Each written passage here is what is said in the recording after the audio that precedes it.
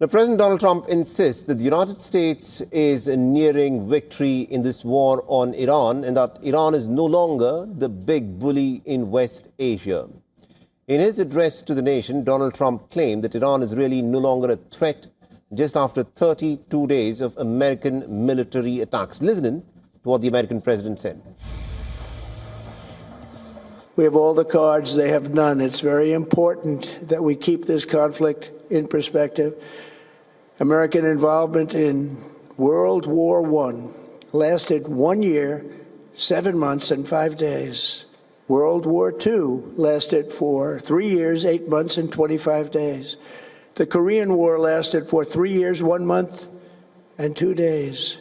The Vietnam War lasted for 19 years, 5 months, and 29 days.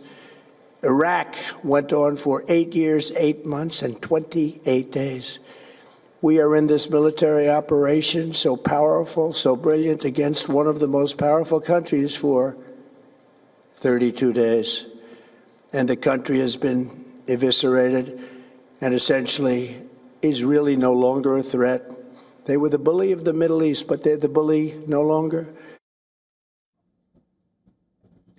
And just before the address, the White House released 4 stated objectives of this war. Now, these are the same aims that were laid out by Trump in a video message that was released on the 28th of February, just hours after joining with the Israelis to carry out the very first bombings on Iran. As I stated in my announcement of Operation Epic Fury, our objectives are very simple and clear.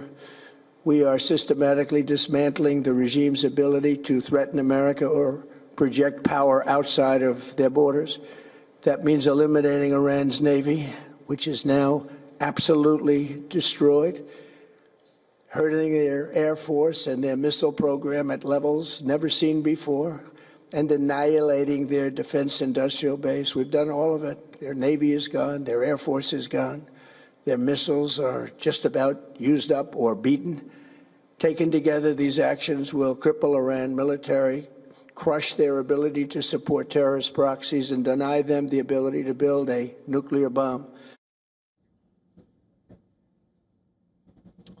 But even as Trump spoke, Iran fired missiles and drones at Israel and other American assets in the Gulf. The Israeli military said that air defenses responded to this wave of Iranian missiles before, during, and after the speech.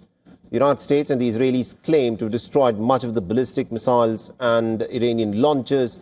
They also claim to have decimated many of the Iranian factories that produce missiles and drones. But Iran, remember, continues to fire missiles and drones to attack targets repeatedly on and on.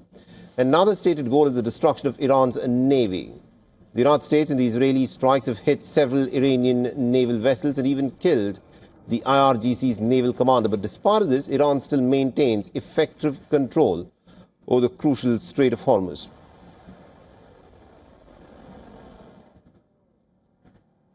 Now, the action against Iran's so-called proxies has not produced any definite result either. The most powerful of Iran's allies, Hezbollah, has been attacked by Israel, but it has not been destroyed. The Houthis have remained largely untouched.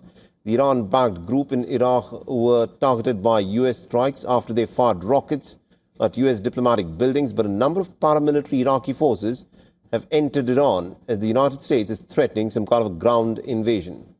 Now, Trump says that Iran does not have the ability to produce nuclear weapons ever, but its own intelligence agencies have assessed that Iran has not been developing nuclear weapons anyway. The Trump administration has pointed to Iran's highly enriched uranium, but even that remains within Iran. The Trump administration has shifted a rationale over the goal of a regime change, and the president now says that he does not want to force a regime change, but also claims that a regime change has already happened. When the war began, Trump had asked the people in Iran to rise up and seize the opportunity, but any popular uprising has not materialized. Now, Trump is saying that he's going to bomb Iran hard for the next 2 to 3 weeks, but he's not stated as to what this heavy bombing by the Americans is expected to achieve.